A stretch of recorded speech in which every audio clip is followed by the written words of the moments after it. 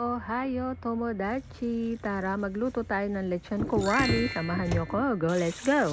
Ganyan nga pala ang aking ginagawa. Pinapakuluan ko muna yung liempo. Tapos pag kumulo na siya, tatapon ko yung tubig. Tapos isa-isa ko siyang hinuhugasan ganyan. Naalis ko talaga lahat ng dumi. Tapos ayan, ipupwesto ko siya uli sa kawali at pakukuluan ko na siya na meron ng sangkap. Yung sangkap na una ko ilalagay ay bawang sibuyas muna. Tapos ayan, laurel. Yung mga paminta mamaya na pagkulo na. Kasi pagkulo niya, naalisin ko uli yung bula kasi baka sumama yung paminta. Kaya mamaya na yung mga paminta.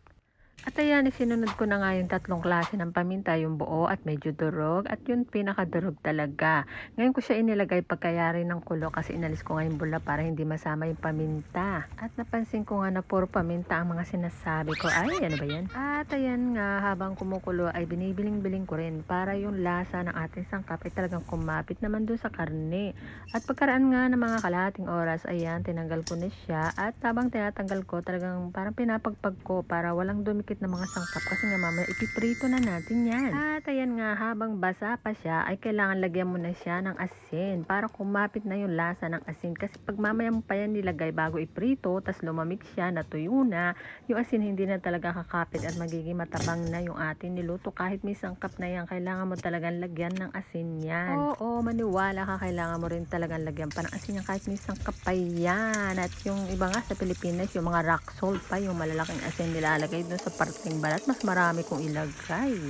At yan na nga, atin ang simula ng pagluluto. Ang unang pagluluto niyan ay parang lulutuin mo siya ng medyo bitin. Yung, ayan, ganyan. Hindi pa siya masyadong luto sa mahinang apoy, tas hahanguin mo siya ganyan. At pagkaahon nga ng liempo ay lalakasan mo naman yung apoy para yung mantika niya ay mainit na mainit at saka mo naman ilalagay ngayon ng liempo. Ibabalik mo, ayan, ganyan, diba? Para maging maganda na iluto, magiging brown na siya at yan na siya lulutong. At huwag ka mag-alala, hindi na yan matalsik kasi doon sa unang pagprito mo, doon sa mahinang apoy, doon na lumabas lahat yung katas nun, yung tubig, kaya wala na yan talsik. Huwag ka matakot. O diba, ayan, binubuksan ko, walang talsik.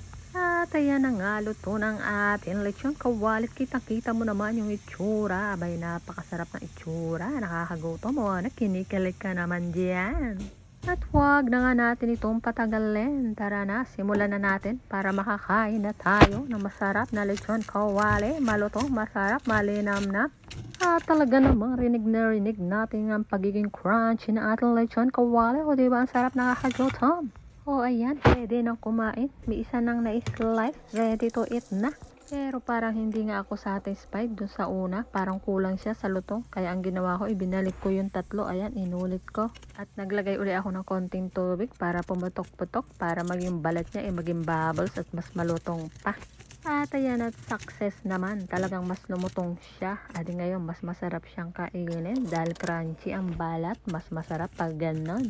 Kaya itutuloy-tuloy ko na nga ang pag-slice na to. At para makakain na rin, nakakagutom na. Anong oras na? Tanghali na.